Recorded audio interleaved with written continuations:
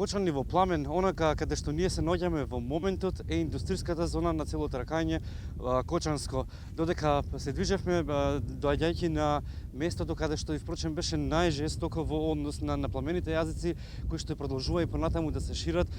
Дел од војниците на армијата на Република Македонија дојдоа ни се пожалија дека има голема некоординираност, меѓутоа апелираа да не се чека ниту минута во давање на односни информации за справување со пламените јазици. Како што кажав, 1 час од пополноќ, моменталната состојба овде во индустријската зона каде што на големо се ширеа пламените јазици, можеме да кажеме слободно дека е ставен под контрола, односно е локализиран, меѓутоа доколку не се продолжи со интервенција и понатаму, и како што кажа и командирот на Кочанската противпожарна бригада, постои опасност истиот да продолжи да се шири, потребно е мал ветер за да го однесе малиот пламен јазик и да го направи многу поголем. Се шири на вистина еден тежок дим од целиот овој пожар кој што резултираше и со 9 мина кои што побарале помош во Кочанската болница. Од нив 4 биле пуштени дома, петорица останаа во болницата задржани, меѓу нив еден и од оние херои кои што се борел со пламените јазици, а тоа се првите луѓе кои што впрочем секогаш излегуваат на терен за да се справат со пламените јазици. Тоа се најголемите херои, пожарникарите. Состојбата на пожарникарот, како што кажа и директорот на Кочанската болница, е во добра состојба, меѓутоа и понатаму ќе продолжат да интервенираат таму каде што треба.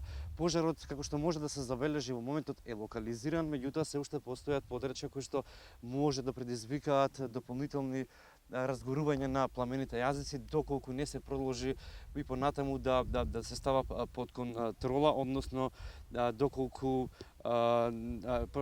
противпожарната бригада и армијата останат цела вечер, како што и сами рекоа, за да се справуваат. Воздухопловните средства кои што требаше да се вклучат поради технички проблеми не можеле да помогнат во целото справување со овие пламени јазици кои што малку фалеа да го доведат цело Кочани под пламен. За сега тоа се оние информации овде од терен, како што кажав, индустријската зона моментално е локализиран пожарот, меѓутоа постои опасност за истиот да се прошири.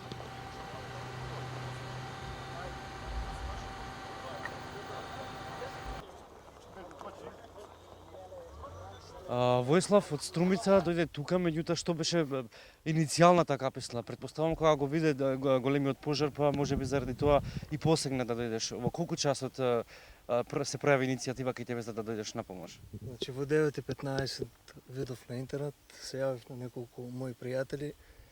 Ја запалив колата и одма дојдов во Кочани. Каква помош можеше да понудиш? Па со пожарникарите. Тие што рекоа, јас тоа го правив. Какво беше, можеш ли да ни опишеш сликата на терен? Сликата беше многу лоша. Значи доста луѓе се посветија максимално со часови овој дел од планината за да го изгасат пожар. Дури не успеа на некои делови, што беше многу сили.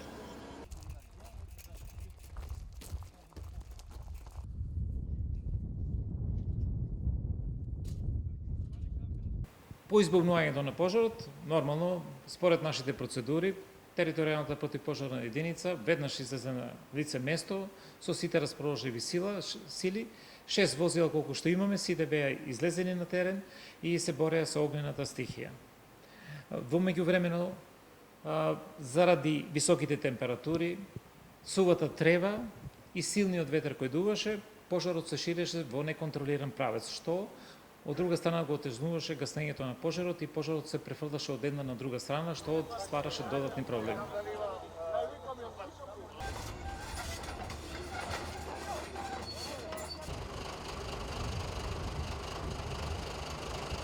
Станува збор за луѓе кои што учествувале во гасењето на пожарите. Дел од нив веднаш после прегледот се пуштени дома, а дел се задржани да примат кислородна терапија и тие сега се во стабилна здравствена состојба, веројатно ќе бидат во текот утрешниот ден, рано наутро пуштени исто така на домашно лекување. Како лука на дерите, дали ова треба да биде и pouka за многу побрзо да се реши. Кажавте да, меѓутоа зошто претходно не сте го направиле Што да? оди некој во затвор. Затоа што може бюрото за јавни набавки да ви даде согласност и владата согласно законот за јавни набавки може да носи одлука кога имате вакви вонредни ситуации кои што може да делуваат. Пред месец дена немат и ако направите таква постапка се одговара со затворска казна.